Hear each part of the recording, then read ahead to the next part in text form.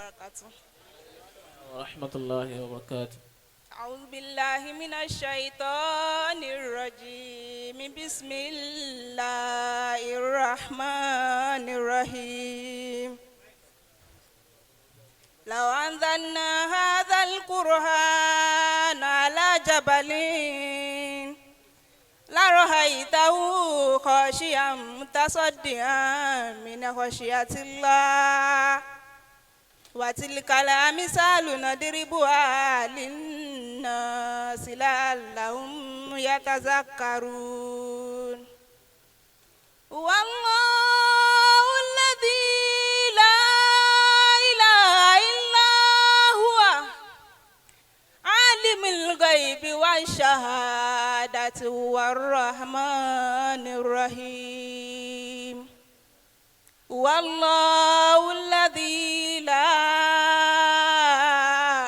إله إلا هو الملك القدوس السلام المؤمن المهيمن العزيز الجبار المتكبر سبحان الله عما يشركون. والله الذي لا إله إلا هو الملك القدوس السلام المؤمن المهيمن العزيز الجبار المتكبر سبحان الله عما يشركون. ما كان محمد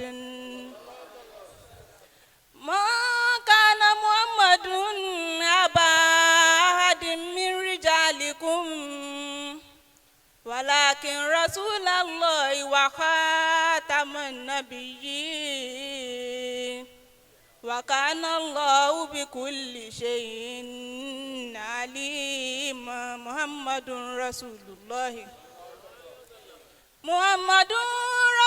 الله والذين معه أشداء على الكفار رحماء بينهم تراهم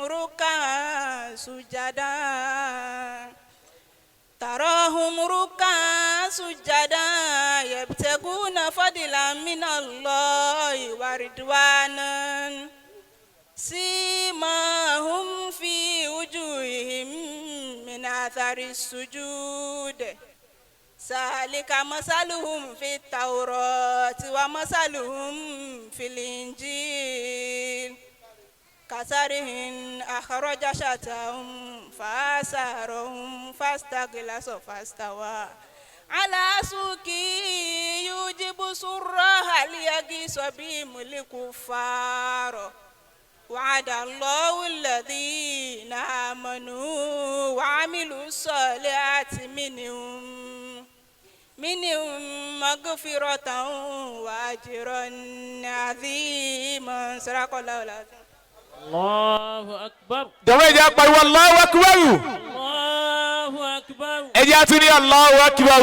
الله أكبر. ṣó o ti rí nísìn ìwọ òbí tó ní kò sí ohun tó ọmọbìnrin fẹ́ fi kéwú ṣe ṣó o ti rí wọ́n kà á ó lálàáfíà wàláì Kùránì yẹn ò lábàwọ̀n lára wàláì sumọ́bìnlá eléyìí ò ń ṣe 40 rọ́bà náà aláàfáà mi your face show dáadé kò ń ṣe 40 rọ́bà náà wàláì alájà afáìsá pẹ̀lú ògùn ọlọ́run ẹ̀ ní ṣọkọfẹ́ alùbáríkà bíbí ànábùrà Muhammad ìwọ tó bá rí àníyàn dà lórí Al-Kùránì yẹn bí orúkọ ọlọ́run tó fi kó rí Allahu Akbar.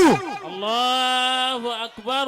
Al-Kùránì ohun tó yẹ máa ń gbé ayé ẹ̀ léni táyé ẹ̀ máa fi nítumọ̀ ẹlòmíì láyé ayé ńlá ẹlòmíì ó gbójúlé ọṣẹ ju Kùránì lọ. Qur'anuna nuruna.